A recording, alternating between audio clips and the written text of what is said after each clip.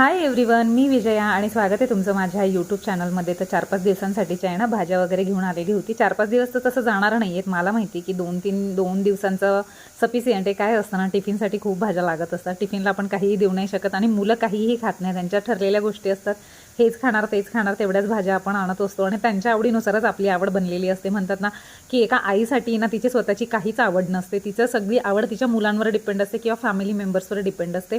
त्यांना काय आवडतं ना ते सगळं बनवलं जातं आणि त्याच्यातलं जे पण काही उरेल ना तेच ती खाणार असते. असं काहीही नसतं की स्पेशली ती तिच्यासाठी काहीतरी, तिला खूप काहीतरी गोष्ट आवडते म्हणून ती कधीतरी स्वतःसाठी ती बनवेल, असं कधीच नाही होत.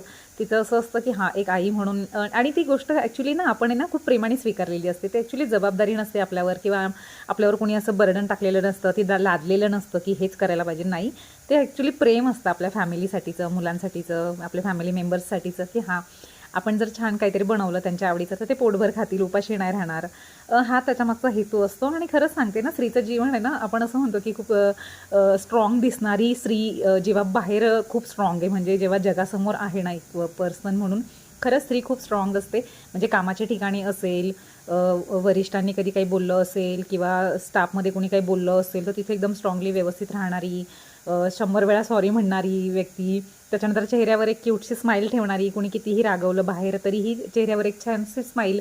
आतमध्ये स्वतःसोबत कितीही युद्ध चालू असेल विचारांचं, परिस्थितीचं, सगळ्या गोष्टींचं, पण तरीही चेहऱ्यावर कधीही ते बर्डन न दिसणारी स्त्री घरामध्ये, खरं सांगते तर खरंच सगळ्यात जास्त सॉफ्ट हार्ट जर असेल किंवा पटकन वाईट वाटत असेल तर ते असते ते आईचं. आई किंवा एक स्त्री म्हणतात ना आपण, की घरातल्या एखाद्या पर्सनी जर काय बोललं ना तर लगेच आपल्याला राग येतो किंवा राग मीन्स की आपल्याला वाईट वाटायला लागतं, रडायला यायला लागतं. पण ती स्त्री जेव्हा बाहेर जाते ना पैसे कमवण्यासाठी, काम करण्यासाठी, तर तेव्हा ती एकदम वेगळी आणि एकदम स्ट्रॉंग पर्सनॅलिटी असते. म्हणजे असं म्हणतात ना की मला खरंच खूप ॲप्रिशिएट करावं असं वाटतं की मी एक स्त्री म्हणून जन्माला आली ना तर मला खरंच खूप अभिमान वाटतो की हां, आपण बायका आहे ना सिरियसली कुठल्याही याच्यामध्ये ना बाहेर पडल्यानंतर कधीही आपलं दुःख, कुठलेही आपले प्रॉब्लेम्स कधीही नाही दाखवून देणार.